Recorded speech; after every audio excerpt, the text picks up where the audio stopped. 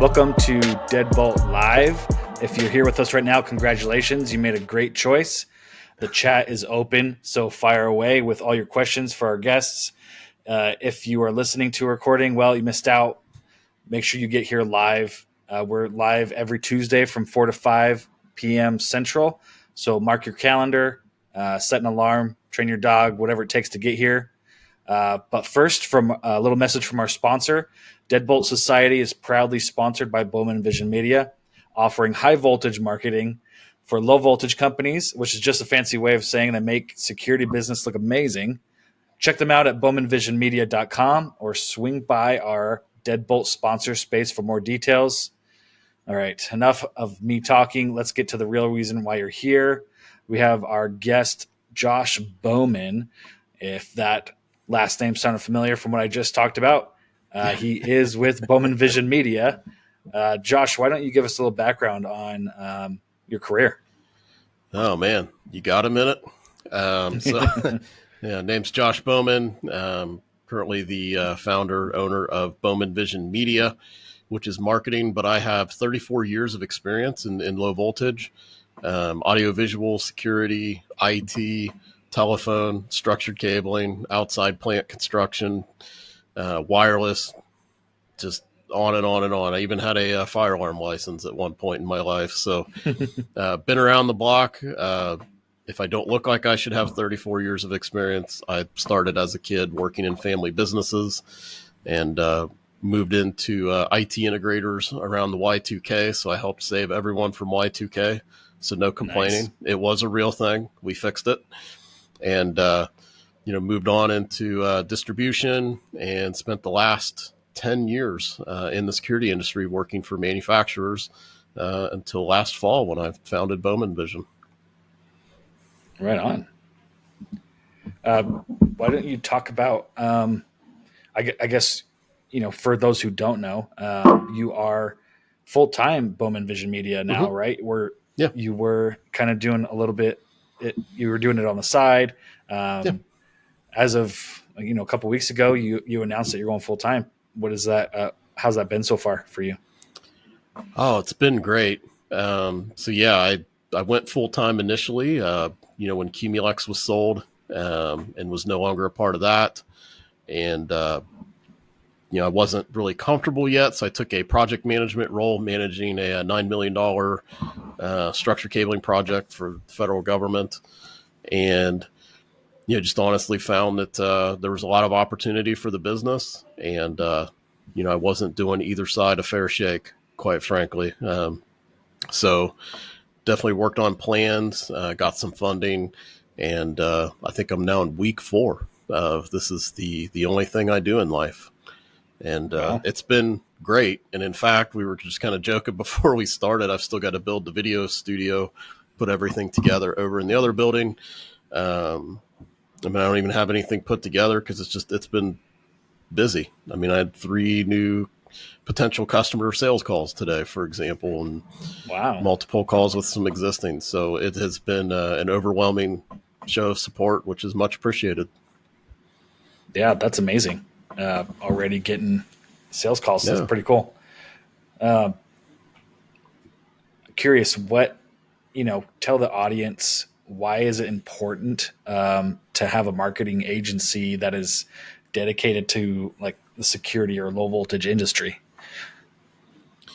Well, it's important. I'll tell you, I started an integrator probably about 16 years ago out of an outside plant construction company. So it was completely clean sheet of paper, greenfield. They didn't do any of that type of business at all, which was an amazing opportunity that I'm still proud of, what we accomplished there. But in the beginning, I started off by kind of mapping out the products we would support, everything we would do.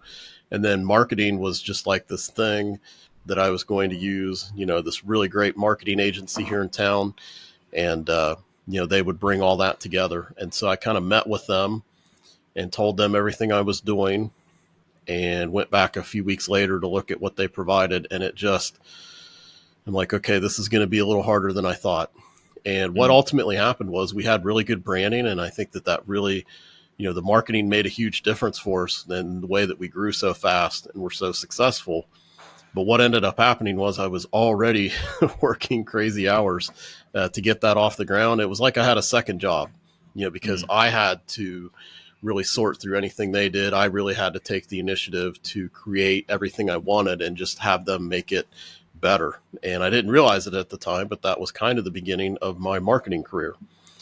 And so what I realized was, just how much time that took. So I think it was like a year ago, I was putting together the social media for the next quarter for Cumulex. And it just kind of dawned on me. I'm like, if I knew about digital advertising, social media marketing, how to optimize the website and all these things that I'm doing, like I could have done 10 times better than what I did, and then I thought back to, but that was really hard. It was really hard because they're so good at all the other types of industries.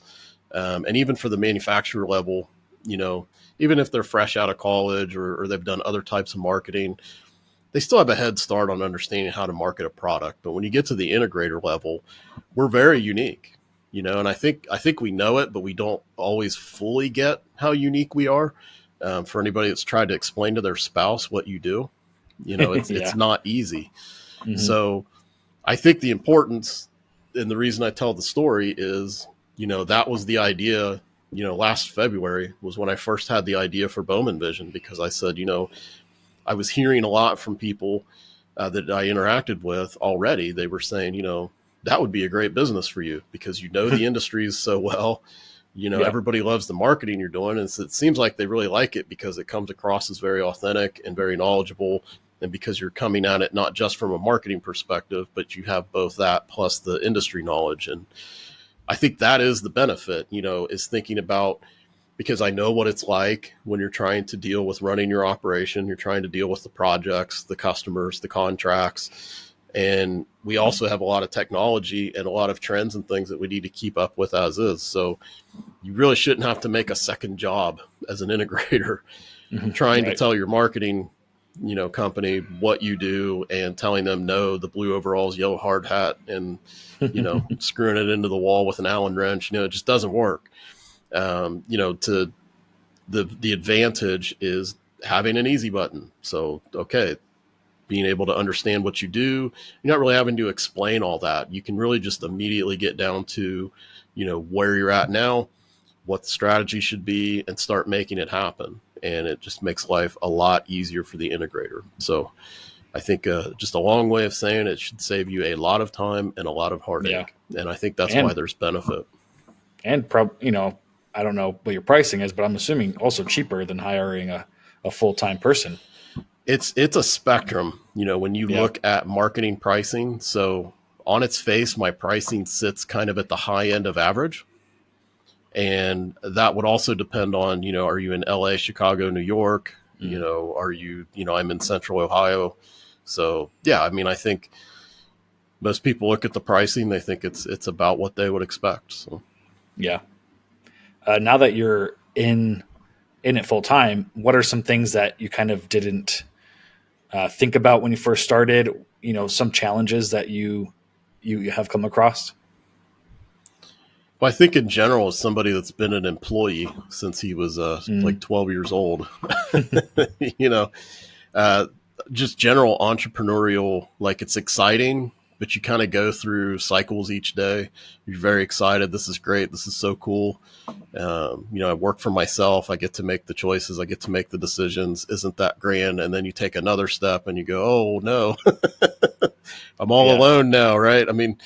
So I think honestly, the biggest surprise is just how quickly I'm getting over that. I was afraid, how long would it take me to get over the newness, the new fears? I think the fact that I've been blessed with a lot of interest and customers coming on board so fast, I think has made it easier. And I think the biggest surprise is, I'm very organized and strategic and I like to plan. So I'd actually planned out throughout this year as I grew where my processes would break. Like I have on my business plan for the year that somewhere between June and August, my onboarding processes, for example, would be broken and I would have to redo it. And I think what surprises me is I'm moving fast enough that that's happening already, Yeah. I missed that last part. I got a phone call No, right, it's right okay. as you finished your sentence. But so part of your Bowman Vision Media venture is also kind of tagged along the 49 Volts podcast, right? Mm-hmm. Or is that separate? It's interesting because I really want the podcast, even though it does benefit the business. Well, you'll remember you were my first guest I was your last first year. guest. Yeah. I really, when Aaron Newman and I started Cumulex Radio a couple years ago, we did it for the same reason that Bear was talking about. And I think so many that are doing it now had talked about, where there just wasn't enough content that we could just press play and listen on a long drive and work through them. And it started off as something fun. It ended as something fun. And I really just enjoy it. So I think strategically, I thought, okay, and you should think about it from a marketing perspective out there. I mean, any content you create that's positive in nature is going to be beneficial. So that's a nice byproduct. In a way, I see it as separate because it really isn't intended to be a commercial for the business. It's really, I'm inviting people that I think are interesting. I was so interested and excited about, your vision for Deadbolt when we first met. And I thought it was really cool that we were both starting something new and to launch that together. But yeah, I don't know. I think it's definitely a part of it. I mean, I've got a page for that on the website. I mean, it's definitely a part of Bowman Vision, but I don't see it as a business venture. Like today, I talked to Brandon Adams. Yeah. And hopefully we'll be able to finish editing and get that out tomorrow. But I just like talking to Brandon. I just enjoy talking to him. And to me, that's what 49 Volts is all about. Yeah, I mean, it's definitely a great way to not only talk to interesting people, like how I'm doing with you, but you learn from these conversations too. Oh, yeah. You get front row access to these industry leaders that have been through it, have done it, and I love doing this. What are some interesting people that you've talked to so far? You have anybody that you want to kind of tease that's coming up? I try not to tease because I've got a really big headliner that we keep having to reschedule. So I probably would have looked like a liar by now. We've been working on that for a couple months, but honestly, every single person I invite is interesting. And it's a little bit, like you talk about the experience of recording together. I don't know if you remember back in school, you'd have that field trip day. And then somehow there's somebody you sat next to and you ended up walking around with them at the museum, and it's not somebody you normally talk to. And then you're a little bit friends after that. You feel like you kind of know each other. That these podcasts seem to have that similar feeling to me. A lot of relationships kind of grow from that. You get to know people that maybe you didn't really know that well before. So, I mean, I think each person I've talked to has been very interesting. I mean, I started with you. I think Vinny was the second one. It's also an opportunity to talk to. I had Urona Boster on the podcast a few weeks ago, and she's an author. She's a TEDx speaker. She's a psychologist. I mean, and I initially brought her on to talk about, hey, I think more people should take advantage of the opportunity to speak at shows. And most people have a fear of standing in front of a large crowd and performing the public speaking. So that was kind of the initial reason. But then we got into, the human side of AI, the psychology of sales, why authenticity matters to people, and trying to, understand that in more detail. So I think she is obviously a little bit out of scale versus everybody else because she's outside of the industry. But that was an interesting conversation on record, and the before and after discussions. I mean, just getting to just have an open chat with a psychologist is something that my mom probably would have recommended. So perfect. Charles on the LinkedIn chat wants to ask if you're going to be at ISC West this year. I'm trying. It is, I'm yes and no throughout the day. So I'm hoping for yes. Come see me. I'll let you know. Well, I hope you're there. We get to hang out. Not very often we get to meet in person. It's mostly Yeah. just over video chat. But you had mentioned, we kind of connected on your 49 Volts podcast early on. And then you were really interested in Deadbolt Society and all that I, launched last year. Um, for the audience, I don't know if everybody knows, but Bowman Vision Media is our sponsor. I say it at every episode, but That was a good ad read at the top of the show, man. yeah, I appreciated it if more you than missed every it, other guest. I promise you. yeah, right. But Josh Bowman is the face behind it, and why don't you kind of tell the audience a little bit of why you believe in Deadbolt and why you thought it was a good thing to invest in? Yeah, for sure. I mean, first of all, talk about my journey just in general with this marketing, and this really ties into it because a long time ago I had Facebook when it was still just for college kids, and then I had Twitter when Jack Dorsey actually had tweets where Jack Dorsey would respond to me because there was like hardly anybody on Twitter.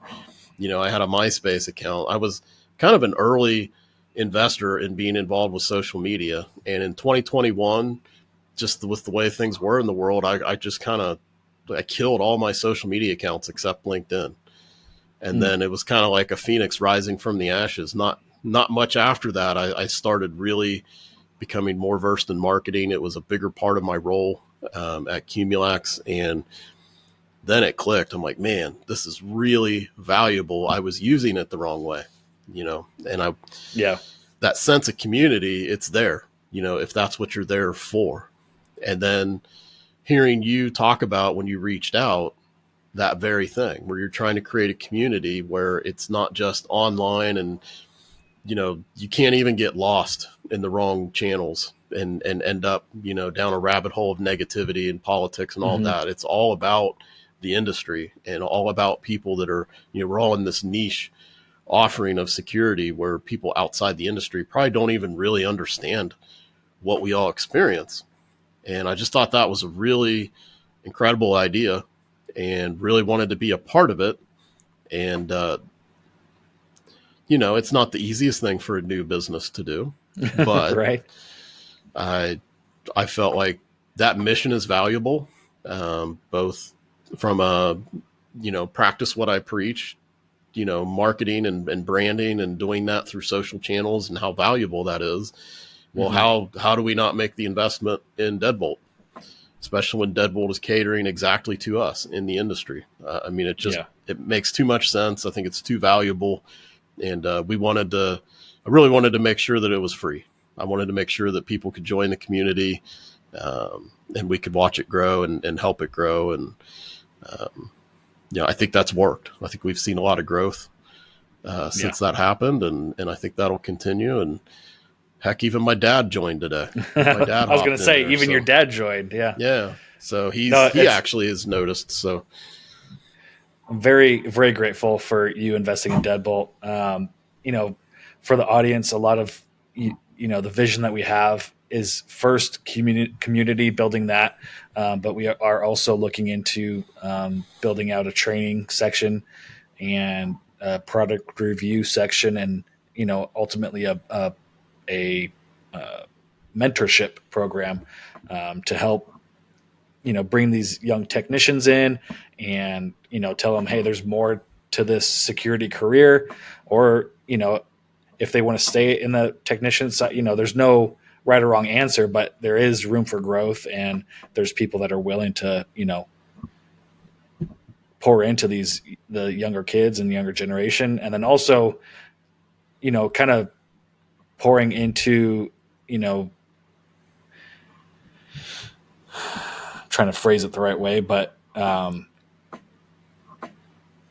attracting the next generation into the security field, because a lot of the old guys are leaving, and I feel like there's not enough new talent coming in.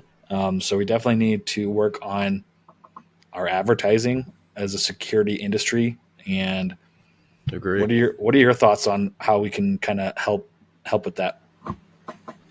I mean, from the standpoint of Deadbolt, I mean, I think it's just a matter of staying the course. I think we need to see the continued growth of the community. I think as the community grows, we're going to have a lot more sustainable conversations that take place.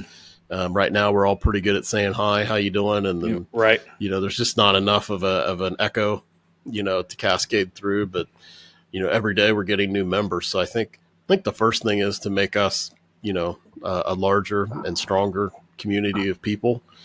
Yeah.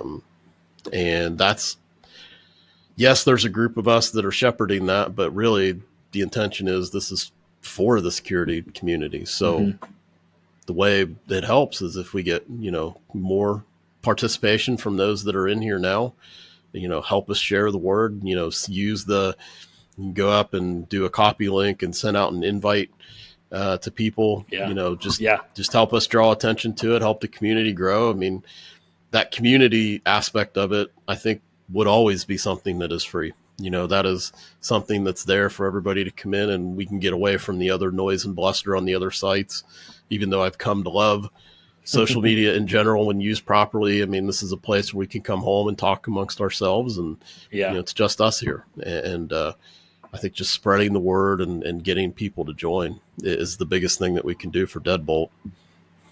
Yeah. All right. Enough talking about ourselves. I mean, it's a podcast, Yeah. Talk about something.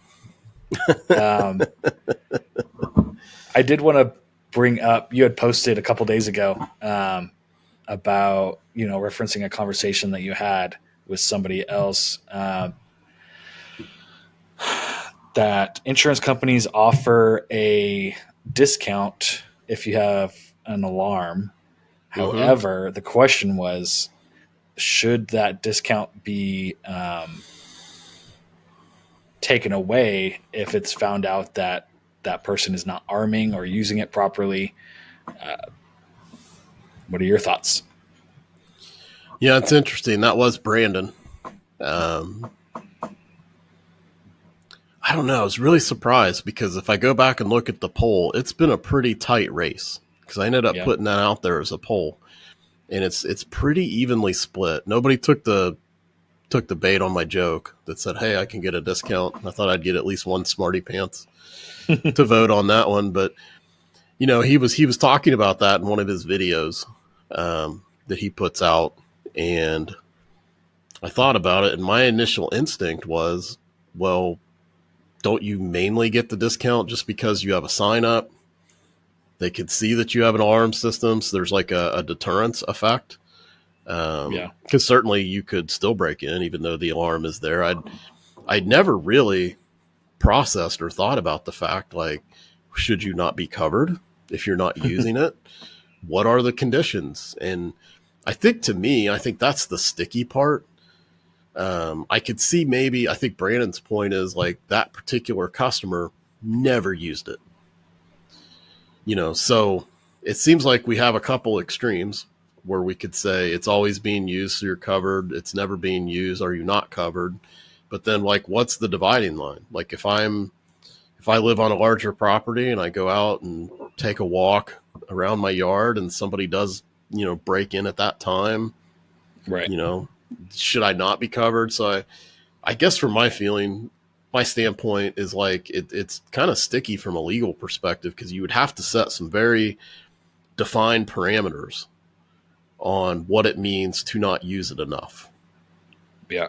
But it was fascinating to me that there's really almost an even number of people that seem to be responding and saying that you should or should not be covered based on that. I mean, there were definitely a lot of people that had the same assumption I did, but Brandon was not alone in his opinion at all. So that was interesting to me. And then I wondered. Go ahead. I was going to say, I personally do think that, when you file an insurance claim, they usually do an audit, even when, we had wind damage the other day, a couple weeks ago, and they come out and they look at your roof or whatever. So when you file an insurance claim, they can easily look at your system log and say, well, you got broken into because you haven't armed it in a month. I think I don't know if they're even allowed to have that kind of access. Um, I You'd have to don't. give it to them Yeah, I somehow, guess. because I don't. You're going to provide a certificate, some proof of monitoring, but that doesn't necessarily Yeah, give them these skills or the admin password, to get into that panel. right. So it's interesting. I don't know. I mean, I would wonder from the insurance perspective if they think it's, again, enough of a deterrent that it's worth a discount to encourage you to do it. But that doesn't mean that they're going to. I mean, another question I would ask is like, so we all should wear our seatbelts. Right. But if I don't wear my seatbelt and I'm in a crash, like what happens? Am I You denied die. coverage? You may die, or worse, you may be alive and not nearly as well as you used to be. But Right. You wish. You I wish you mean, were. how's that handled, right? Yeah. I think that's another same thing where they have a claims adjuster come out and say, well, you can't file for your personal liability because you weren't wearing a seatbelt. I think they can deny you for that. So as far as the insurance goes for being broken into and getting a discount for the alarm, it's hard to tell because they would have to have access to that system. How would they know if you're not using it all the time? And I know for me, it'd be that one time I don't arm it that I get broken into, and Right. they're like, "Well, you didn't arm the system. It's not our fault." That's what I'm saying. I mean, it's, even if you're really diligent about it, what if, your kid, I have, we have a 20-year-old, we have a 13-year-old, we have kids that come and go. I mean, what happens when they just don't think to? Did they Right. just negate your whole policy and Right. nothing's covered? I think my concern when I was thinking about all that stuff too was like, there's definitely, I think, some passion because it's what we do. We're like, hey, we put this in for you. How are you not using it? Yeah. It's valuable when you use it. But then also, like, what would be the effect on the integrator? Because if they could lose their coverage, we're getting to be pretty serious about it. So, like, what is your responsibility to respond when there's an issue with it? Mm-hmm. I mean, I think that would put a lot of heat on the integrator in terms of their maintenance and response time, Yeah. when there's a problem. So I think that's a hammer that could swing both ways. It's true. But Yeah. it was a fascinating, thought-provoking question that I wasn't expecting the other day. And it Yeah. just happened. Yeah. It definitely made me think about it for sure. That's Kinda, why I like Brandon, because somehow, some way, he's going to say something and we're going to converse about it. And I'm going to think about something in a new way that I've never thought about it before. Yeah, he definitely makes you think Yeah. of some of his stuff. Kind of, going off topic of security a little bit, but you are kind of following, being in the marketing world, you're kind of following what's going on with TikTok and all that. Yeah. Give the audience, kind of an update of what's going on with that. So there was a lot of rumor a couple weeks ago that Oracle, who I think was the initial plan back in 2018 or 2019 when they were going to be banned, kind of emerged as rumored to be the top candidate to take over that platform if a deal was reached. The deadline is April 4. Well, I know they already kind of store that information here locally, right? Yes, there's already a relationship, a capability. Oracle is, in good standing with the federal government as well. So it seems like JD Vance, the vice president, was assigned the task of getting this detail sewn up. And so I guess he was interviewed, I think it was this morning or yesterday. Said he was in pretty high confidence that they have a solution, but did not name anyone specifically. So, I mean, I think it's relevant to security. I mean, think about the guy we were just talking about, Yeah. When I talked to Brandon today, he was like, I don't want to give too much credit to TikTok and say that it's the only reason I'm around. But, we're in this game of in marketing, and when we're trying to brand ourselves and our company, that part of the value of that is being able to attain reach. Mm-hmm. And even though I spend the majority of my time social media wise on Deadbolt and LinkedIn, there's no question that TikTok and that algorithm that we hear so much negative about is also positive in many ways, because it really rewards you for producing content. And that content, Yeah. we always kind of start on this basis that, well, it's social media content, it must be bad. Well, not necessarily. There's a lot of good content on there and a lot of educational and industry related content. So, we talk about, Bear will talk about Instagram, for example, and the value that has for, technicians in the field, and how often, they contribute to and watch the reels. I think there's a lot of that on TikTok as well. So I think it's a net positive for the security industry. Me personally, I think an American company owning that makes me feel a little bit better about the cybersecurity aspect of it. 100%. Which I do agree. There's been some issues there and concerns there. So I think that would be nice. And I just hope they don't ruin it. We had Elon Musk bought Twitter. I was happy that he bought Twitter. I was enthusiastic about that. But I don't really think Twitter holds a lot of value right now. I mean, I don't see a lot of good content there. And certainly, it used to be you could really follow like cybersecurity and a lot of technical stuff on Twitter, a lot of good news and information. And it doesn't seem to be that way anymore. So I'm hoping that TikTok is made better with this solution and that it continues to be valuable. But not to give away the whole interview. Like Brandon made a good comment today. He says, there'll always be the next one, Yeah. So if anything goes wrong with it, each social media site has a decline at some point anyways, because it's not as new or hip. Look at MySpace. Yeah, that went south quick, didn't it? It did. Us millennials, though, we wish we had it again. Able to, that's when I first learned coding, was with MySpace. So first of all, I didn't realize you were old enough to have even heard of MySpace. So that's comforting. Hey. That's a compliment coming from a 46-year-old. You can call me as young as you want. That was really just to tell you how our ideas about things have changed. I remember thinking when MySpace, because there was this girl that her name was Kelly, and she wanted me to be on MySpace. And I just kept dragging. I'm like, and she's like, all your friends are on there. Everybody's there. It's so much fun. And I'm like, whatever. And finally I just said, well, how much does it cost? And she just looked at me and she's like, well, it's free. I'm like, oh, we should have just said so. So now, obviously, like we're just talking about Deadbolt. It's just kind of an expectation that when you join a social community like that, there's no upfront charge to the user. So back when MySpace was around, not really, we don't talk about it anymore, but I think they really changed, the way that people interacted and what their expectations were. Yeah.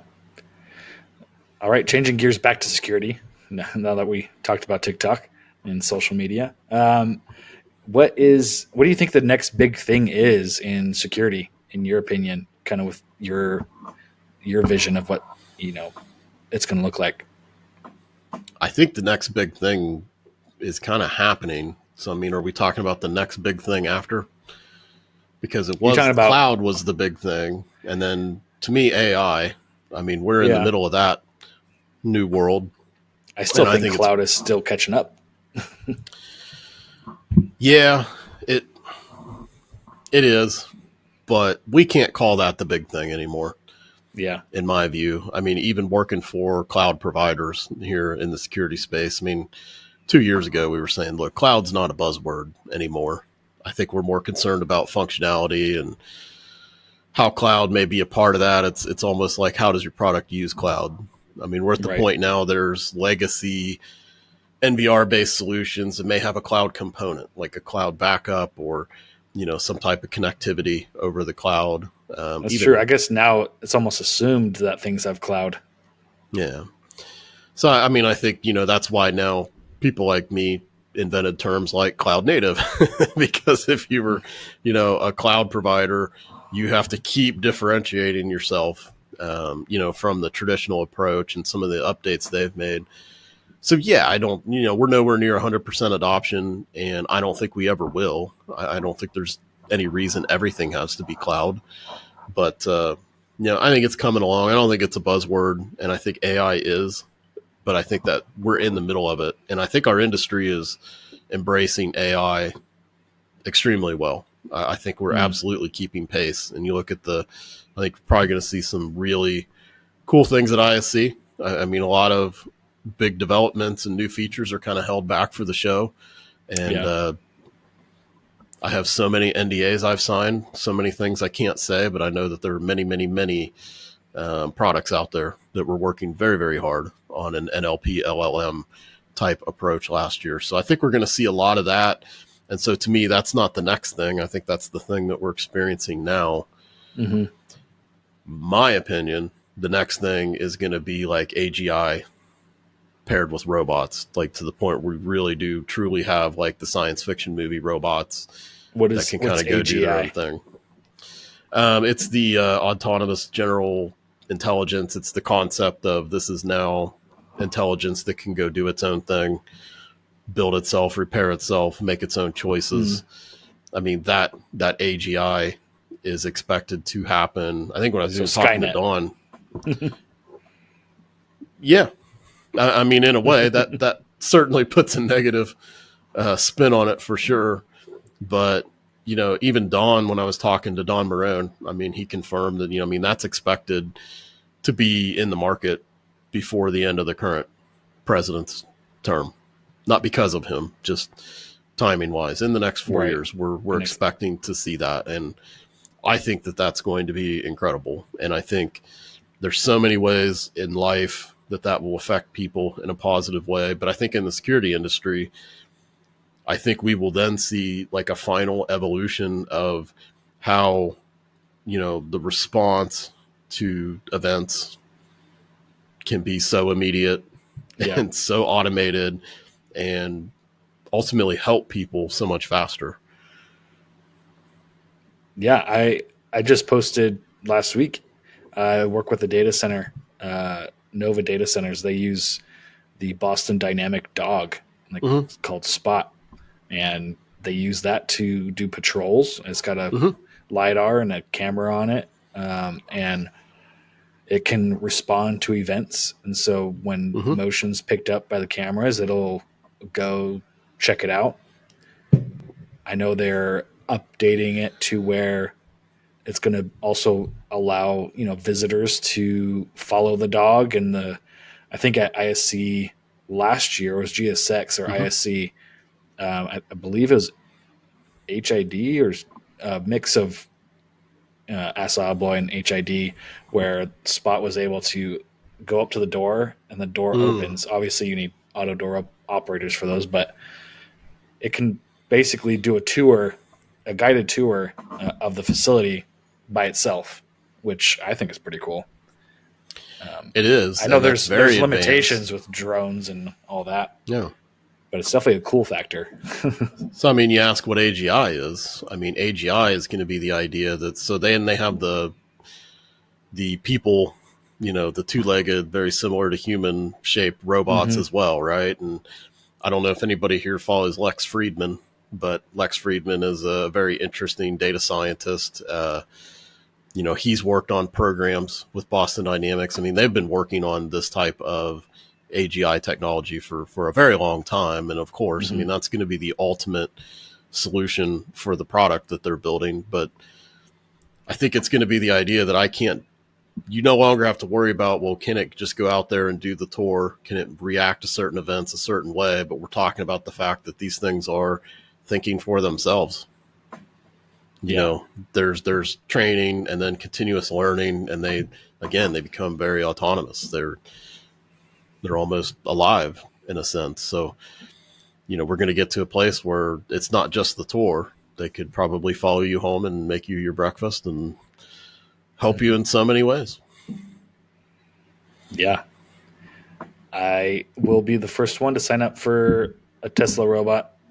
Probably, I'm not scared of, we've had all these, programmed videos in our minds of robots are bad and they're going to take over the world. Right. But I think it's definitely going to be something that's going to help society. It's just like, cars did, people were scared of cars. They're like, no way, I'm not going to get in one of those. And now everybody has one. And, every new big technology that comes out, there's always people that are anti or against it or scared of it. But I think it's healthy. I think it's can't healthy live your to have life scared, pushback. though. Yeah. Yeah. I mean, I think it's good. I'm a middle of the road person on so many types of issues. I mean, I think it's good that you have that discussion, that argument against. I think that makes the pro side have to be sharper and more educated and really more on top of it. But ultimately, it's not a political thing to say. I mean, you look at the boomer generation, we had like 4.2 kids per family. My generation, I'm at the tail end of Gen X, almost millennial. I think it was like 3.6. Yeah. You get into the millennial now, it's in the 2s, and now we're in the 1s. I mean, we are not far away from what Peter Zion and many people that study demographics at an elite level have talked about. I mean, population collapse. So there's going to be a period of time where one rubs up on the other, where, okay, maybe it'll feel like they're taking jobs away, for example. But if I live long enough, I'm going to see a time in our current demographics and population decline that there may not be anybody to put out a fire at my house. There may not be enough people to have enough doctors. We may not be able to staff police departments, and on and on and on. It's going to impact every part of society. So I actually think that this type of technology and these robots, I think there's more potential for good, that they could really allow us to continue to grow and advance as a society, because once you can't get all the services you need, I mean, things really start to crumble, right? So this could be a really great thing. Yeah, I know there's already drones that first responders are using to, with a 911 call, they send out a drone with a, defibrillator or whatever emergency package it has to the crash site, to where anybody who is around can start doing emergency response before they get there, which I think is amazing. And using technology kind of like in that way to, make the world a better place definitely is, I'm all for that. I mean, we are in the year of our Lord 2025. I grew up thinking in the year 2000 we would have flying cars. Right. I mean, I don't think it's out of line to want a world where, if I'm 80 years old, if I make it that long and I'm dropped to my knee with a heart attack on a sidewalk in the middle of town, like, let the robots come and help me.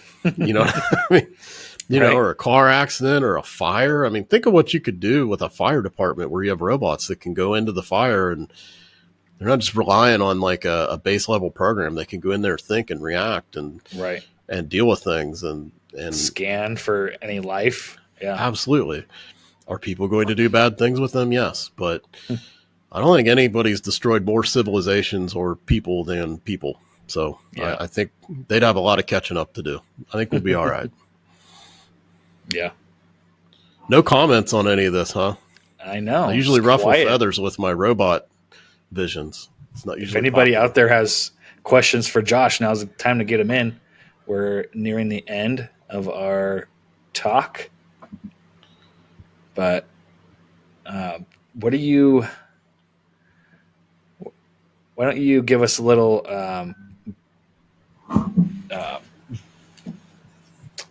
vision into who Josh is on a personal level? What kind of things do you like to do as hobbies? Or I know one of them's another YouTube channel that you run, but what kind of things do you like to do? Well, cars. So if I move out of the way, we got like, they're not all in here. I didn't have room in my little trunk, but yeah, I really enjoy cars. My son and I like to go to car shows, go meet people with interesting cars. We got a little busy last year, so we'll start making more. But we did start a YouTube channel called Joshing Around with Cars. And my son's very into photography, so that's something that we've started to enjoy together. I do a lot of continuous learning, whether it's marketing, AI, you name it. So I spent a lot of time on a platform called Coursera, where universities put out programs. I know it doesn't sound fun, but it is. I like to learn, and it's kind of like, to me, the modern way of reading books, to learn more about subjects. I have a family. I'm married to my high school girlfriend, so my prom date is still putting up with me. So I don't know if that's virtuous or she's just, she must be a saint. Yeah, putting up with a lot. So we have 3 kids. We have a sophomore, getting towards the end of his sophomore year at University of Cincinnati. He's a marketing major. I have a 13-year-old son I just mentioned, Ramsey, and he's a great athlete. He's playing lacrosse right now. It's lacrosse season. I mean, I think he could be a D1 college player in that sport. Wow. He's also really good at football. My daughter is super artistic. I can't believe the paintings that my wife and daughter are putting together. Every Sunday they sit and paint, and I could see, the boys are very interested in the marketing business. I could see my daughter, if she doesn't become a professional dog groomer as she dreams, I could see her being involved. Very into sports, aside from cars. I mean, I'm a Pittsburgh Penguins fan. Not been an awesome thing lately to be a Penguins fan, but I like ice hockey. I'm a Braves fan, really like baseball. I'm a Colts fan, so I hate football. Here in the Central Ohio, big Buckeyes fan. So, I mean, we live in a nature preserve, so we like to take a lot of walks, take a lot of pictures of nature. So cars, sports, family. I mean, what else could there be? Right. And it all sounds great, except, I started my own business. So really all I do is work right now. Yeah. That's your life right now, right? Yeah. Well, it sounds like your oldest son's going to be working with you, for you. You're going to work for him. Yeah. If he's maybe all getting the his above. Marketing degree. Yeah. Yeah, we'll see. He's changed majors more than once, so we'll see if he sticks with it or not. I offered him an internship. He wasn't impressed. He wanted to go to a big company. So somebody that'll pay him to be an intern. I'll pay him. Yeah, there you go. All right. Well, that's all I got for questions. It must be boring. Any last words? I mean, you're usually going to like 6 o'clock. I know. I think people hear from me too much, right? Too much has already been revealed. It has been pretty quiet, but hopefully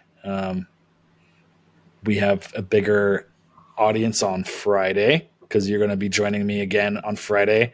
Absolutely. For the Deadbolt Roundtable. And then next Tuesday, we have another live stream with Terry Conlon.